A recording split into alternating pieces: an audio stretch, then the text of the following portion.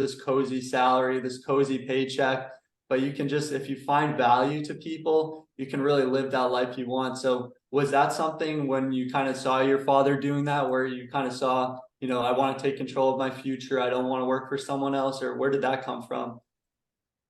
Yeah, definitely. I mean, I was watching what his lifestyle looked like, which seems, the entrepreneurial world to me just seems fun. It still seems fun to me. Yeah. Different than like, I am not wired to wake up Monday and drive to work and punch in and not be happy and have people telling me what need to do. Yeah. I'm very grateful that I never had to do that just because it's not the way I'm wired. And I know some people love it and it's perfect for them.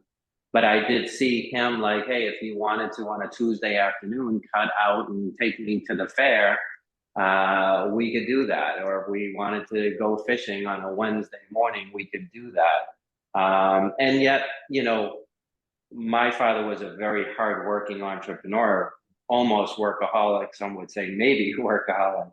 So Mm. there were the days where we would go into work Wednesday morning and come back Saturday night, Mm. after Yeah. catering jobs all day and night. So, you know, I I want people to understand and should understand that there's a give and take there, but your word control is probably the most powerful, which is you are in control of that. And if you don't want to take those 10 catering jobs on Friday and Saturday and you'd rather be at the beach, you can do that also. And you can really twist and pivot throughout the course of the year.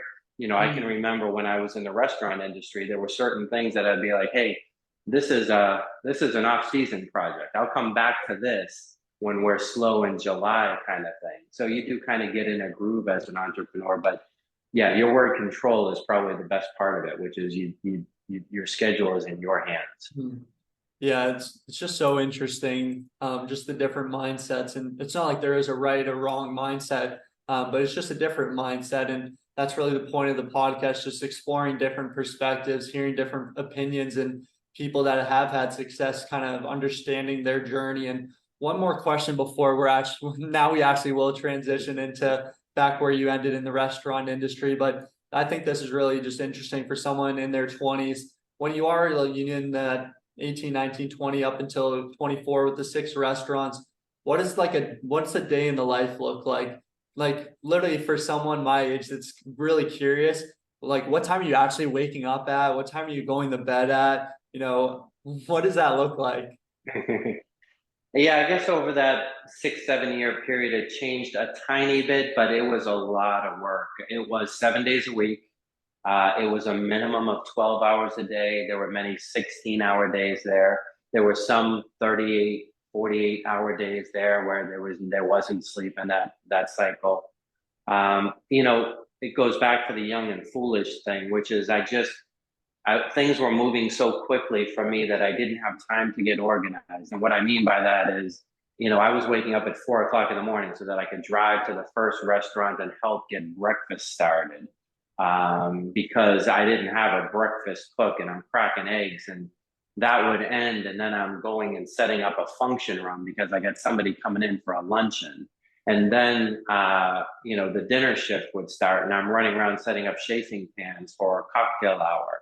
And then I've got somebody coming in, a bride and groom that want to talk about hosting their wedding at our facility. So I'm doing a Batman change in my office and coming out, taking my chef pants on and putting a suit on and trying to figure out how to tie a tie at that point and, talking to them about hosting their wedding and what the menu is going to look like. And then that would be done. And I'd be like, okay, I'm out of here. And then you'd realize, oh my gosh, that meeting room needs to be cleaned and there's nobody to do it. And there's another group coming in at 7 o'clock. So it was, those were long days. And I just, things were moving so quickly that I just had my head down working hard. And it's like the opposite of where I am today in terms of like the strategic thinking. The job really had me chasing my tail. And quite honestly, the food and beverage business a lot of times does that to people. There are a lot of moving pieces to food and beverage. Mm. I always say that food and beverage entrepreneurs are probably the most savvy in the world because if you can make it in that industry with all the moving parts, you know, God love you. That's about as hard as it gets. But that's what a day in the life would look like.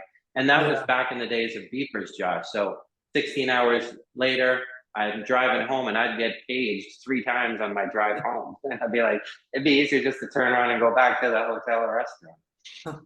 That's fascinating. And as I'm just kind of evaluating everything, a lot of times, really good things or bad things, they happen for a reason. And they really, one event can really shape who you end up being. And sometimes it is kind of a bad event that really does shape who you are. And one thing that's really kind of sticking out to me is kind of through your path, you didn't really have options. You had the path and there really wasn't another option. It was like, if you don't do this, nothing's really going to happen. And I think nowadays, a lot of times people evaluate all these different options. They're like, finance has money, real estate has money, crypto has money, NFTs, and people get so excited and they just keep evaluating all these different opportunities and saying, "Oh, I will do that," rather than figuring out, okay, people are making money here. Let's take massive action to do that. And I think that's just really the missing part in really just society today. And,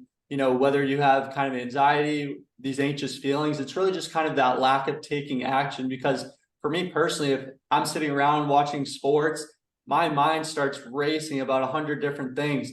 But if I'm working, I'm taking action, I feel good. It increases my self-confidence. So that's just something that I'm think is so fascinating, just kind of the lack of options and how that event really just created who you are today and just taking massive action and realizing, there isn't really that backup option. You just have to make it happen and continue to take those steps every day. Yeah. I mean, that's a great observation. And that's exactly what it felt like to me. I graduated high school and I just kept looking around like, well, what do I do? What is the opportunity? Mhm. And then I had, okay, I have this opportunity, so I'm going to give this 150%. I'm going to be all in. And then, Yeah. a door cracked for another opportunity. And I said, I'm going to jump on this and take it 150%. And, Yeah. that maybe it was good that I didn't have 50 options because maybe I would have had the analysis paralysis notion. Yeah.